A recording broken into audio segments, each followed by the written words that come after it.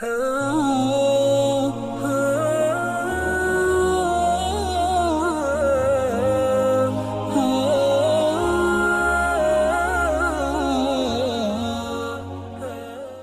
आखिरी सवाल और है कि क्या सास को दामाद से इद्दत में पर्दा है? मोहम्मद रिजवान बहेड़ी से। अल्लाह सुब्हानहू व तआला ने कुरान करीम में जहाँ उन ख़वातीन का जिक्र किया है जिनसे निकाह करना हराम है और किसी भी हालत में जिनसे निकाह नहीं हो सकता है, उसी फहरिस्त में अल्लाह सुब्हानहू व तआला ने सास को भी रखा है।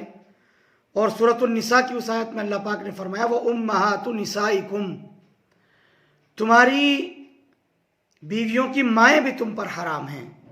यानी सास भी मुहर्रमात अबदिया में से है कि उससे कभी भी निकाह नहीं हो सकता। जाहिर है कि जब उससे निकाह नहीं हो सकता है तो उससे पर्दा भी नहीं है, वो माँ के दर्जे में है, माँ के मकाम पर है, इसलिए सास से पर्दा इद्दत के दौरान नहीं है।